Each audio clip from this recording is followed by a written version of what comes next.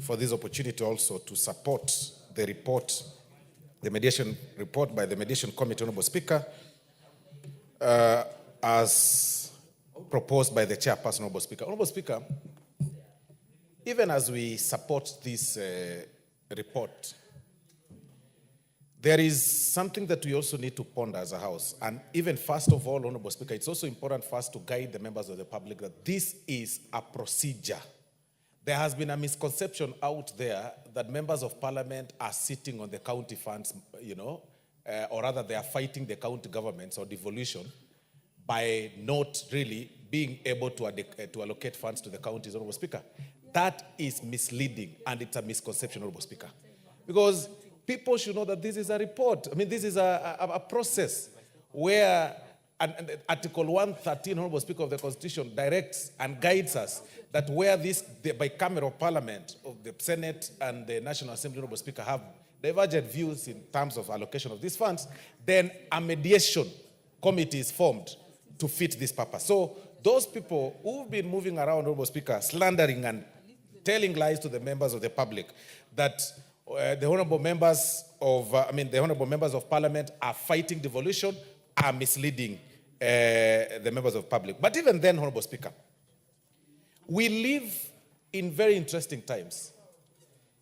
The county government seeking to have 400 billion is not a bad idea, because after all, Honorable Speaker, we passed this constitution that we have devolved units get a good amount of money to have the resources taken back to the villages or back to Mwananchi, back to the counties, Honorable Speaker. That is not a bad thing.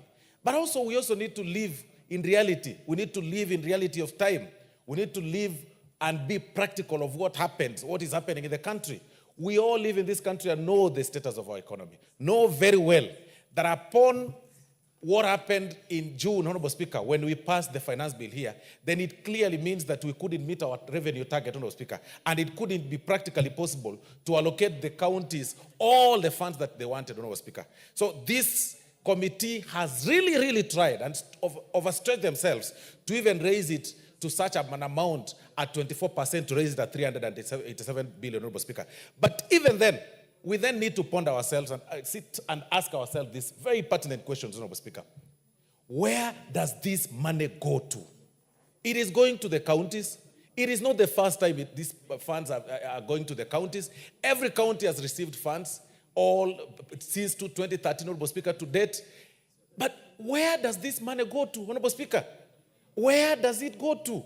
It is the president the other day, Honorable Speaker, and in copying the Honorable Oudo's words, Honorable Speaker, the president was here while reading his speech. He talked about corruption.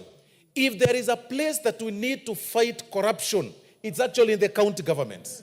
If there is a place there is high level of corruption that is massaged, that is, we have created demigods, Honorable Speaker, in the name of their excellencies.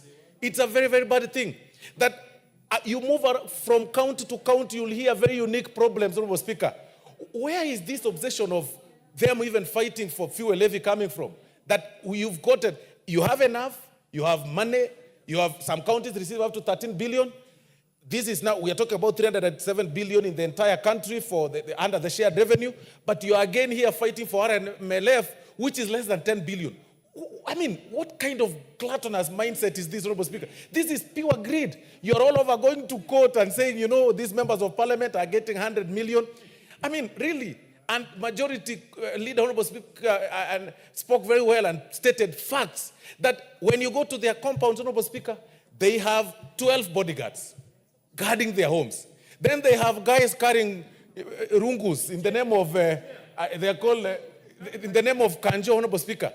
They are guarding them. So Raya can hardly reach them.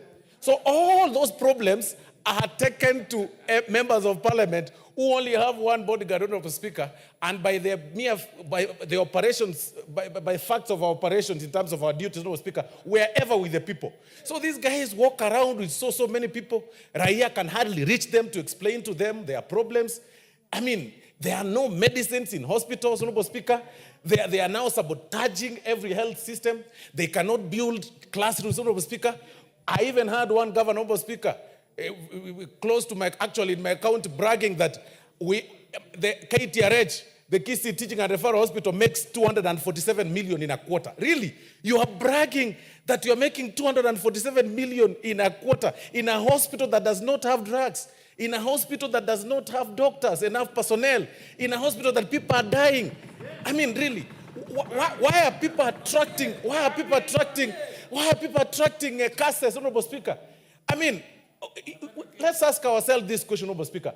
Why would one person need 20 vehicles following him, to a function, to a burial function that does not belong to him, does not belong to his relative? 20 vehicles. One carrying a chair, another one carrying a carpet, another one carrying goons, another one carrying a girlfriend, another one carrying water, another one carrying a toilet, Honorable Speaker. How this toilet, is there a toilet special?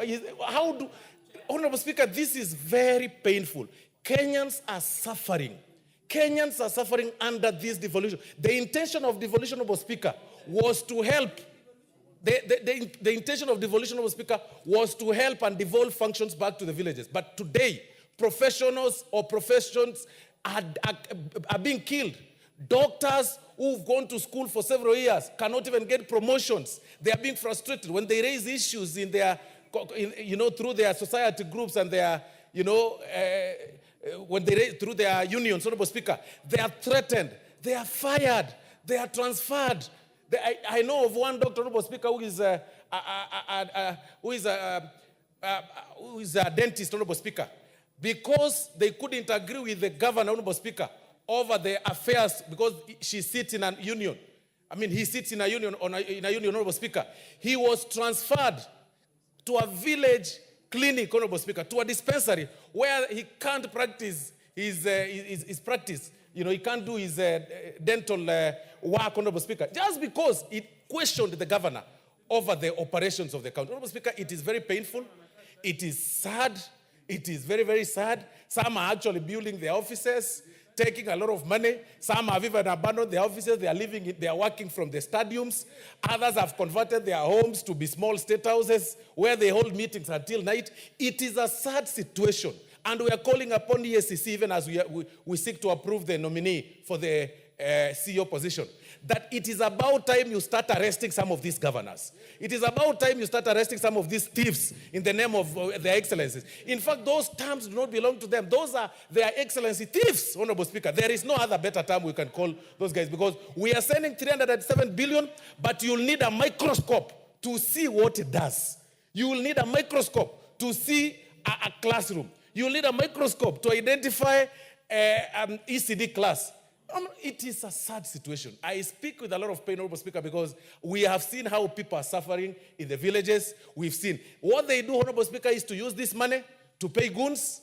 They draw this money, some from their own source revenue, to pay goons, to attend functions, to clap for them. What kind of silly attitude is this? It is just too bad, Honorable Speaker, but I beg to support the report. I hope they will be arrested someday. I just hope they will be arrested someday. Thank you very much, Honorable Speaker. The Honorable Member for Baringa, what's your point of information? Honorable. Our whip has really put it very well. You are not on record. Honorable Speaker, the whip has just spoken very eloquently about how these governors show uplands and even actually running in convoy. You're on a point of information. Just give us the information. Yeah, he had mentioned about, I heard him talking about he had seen some governors traveling in a convoy about 50, 60. I just want to inform you that there was a